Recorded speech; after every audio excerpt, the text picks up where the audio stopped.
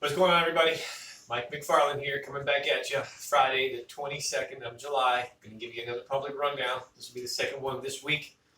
We've got a little relief in temperatures the past couple, 2-3 days. Had a rainstorm come through the other day, and another one coming through right now.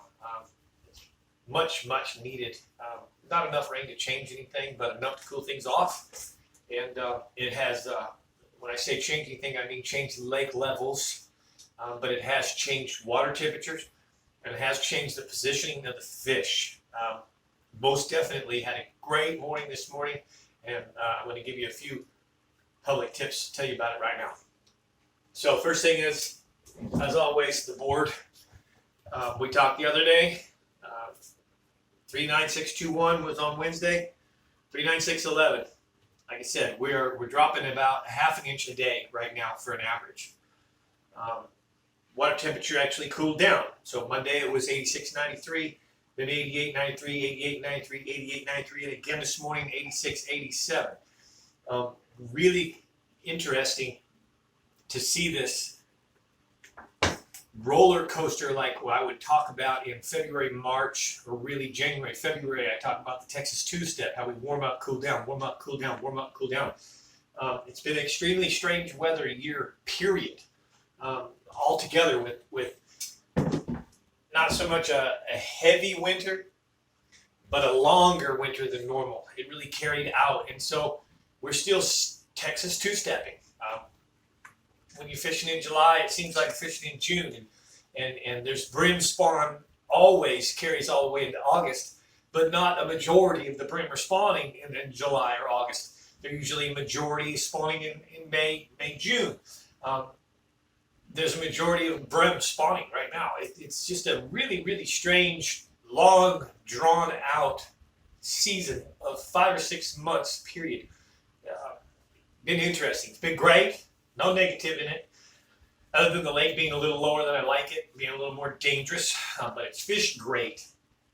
This morning, started catching them right away, and probably the first 2.5 hours was good fishing here on Fork. No giant fish, but just quality, healthy, very strong pulling fish. The basic bait was big worms on shaky heads, but they're really starting to use the shell beds. Usually I see them do what they were doing today. I usually see them get very specific in the end of June, beginning of July. And so it's kind of like, I want to say everything happening a month late, but it's not quite as simple as that. So it's not a month late. We are July 22nd. So there's also been a couple color changes. If you look back in the archives of any of my past YouTube stuff last year, you can see that there's some colors that I start using. I start changing to within the big worms, within the, even like, for example, the football jig. In May, we're throwing the peanut butter and jelly. And the Pake's perch, and then by the time we get into June, July, we're running the spicy craw, running more of the orange and the reds and the green pumpkins. But right now there's a big color change in the worm. That's really important. And as that water gets a little more summer-like and dirtier from this bacteria, the high content of the summer bacteria, that's when we really want to go to this worm. So you're probably being very inquisitive right now. What's the worm? What's the color? I will tell you that it's a 10-inch. It's a 7.5 inch Magnum trick worm, and you can get some of them into 10-inch Smash Tech. The Magnum crawler is probably one of the greatest big fish worms. It's really been sought after by a lot of fishermen, and it's now available in Lake Fork Marina, Lake Fork Resort. The Smash Tech Magnum crawler, that's a great worm on Fork. I tend to like the lighter shaky head stuff. The Santone 5/16, but they do have a 3/4 Magnum shaky head. Some heavier stuff is important too, depending on how much contact you want with that bottom. I felt like today the fish that I found were very shallow. They were in less than 10 feet, but a lot of them were in the entire water column. They were suspending, they were moving from the top to bottom. And so a slower falling bait. Some of the fish we caught actually took it before it got to the bottom, and some ate it off the bottom. But the shaky head worm was the ticket today. So that's kind of as much as I'm going to tell you guys in the public. I really want to always, as normal, drive you to the members only channel. This morning we were catching some fish, and a gentleman pulled up on us, and he said, "Are you Mike McFarland?" And he said, "Actually, are you Mike?" And I said, "Yes, sir." And he said, "Is it McFarland?" And I said, "Yes, sir."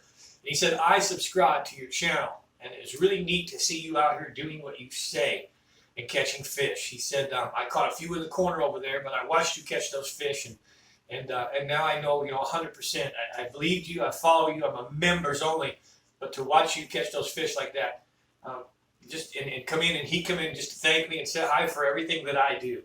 And I can't tell you how much that made my day. I love the fact that my client on the boat was his birthday, was catching fish. But if you're out there, you are a members only, even if you're a regular subscriber, and you see me, don't be afraid to say hi. I'm a friendly guy. I want to say hi to you. It's a public lake. Don't feel like approaching me is going to get someone screaming or yelling at you like it may others. It's a public lake. I would love to say hello to you. So to the gentleman out there this morning, thanks. You made my day. And it was just kind of unique. There was actually a nutria swimming towards both of us out in the middle of nowhere, and we both thought it was a baby alligator. And he even said, "What's that? What was that?" I said, "I thought it was a baby alligator, but it turned out to be a rat, a nutria." But in essence, guys, I do want to always drive you to the members only. It's where I tell you the gist. I tell you exactly where I'm fishing. I tell you the colors. Like the worm this morning was kind of specific. We threw 3 or 4 different things. They did not eat that. They ate one specific deal. Other than that, the lake's in a good. It's in good shape. It's kind of got a gunmetal blue look. We're in for probably lower water conditions than we've ever had, but it's good. If you're coming out this weekend, definitely still stay hydrated, even though we're cool training a little today. We go back up in that heat again tomorrow. We got good south winds, 5 to 10 miles an hour. Fish the morning couple hours, fish the evening couple hours, and that's probably all you need on Fort. If you're in the right place, you're going to catch enough fish to make a day.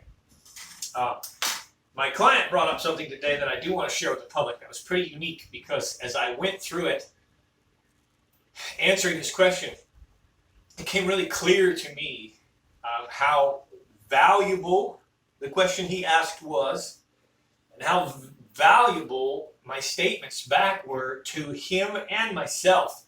They really wove together. It made everything make sense. And he asked me, why does it seem like there's less over the slot fish, less 10-pound fish being caught, versus years ago? And you got to stay with me for this. You have to be able to do a little bit of math, basic math. But the biologists, Texas biologists, say in general that it takes about 8 years for these bass from fingerlings to become 10 pounds. Okay. Now let's stray off of that. Just remember that 8 years. The key number I want you to have in your head is 8 years. So we had drought here in Lake Fork from 2009 to 2015. Okay. If you add 8 to any of those years, 2009 and 8 is 2017, 2000, and so on. Okay, so 2010, 2018.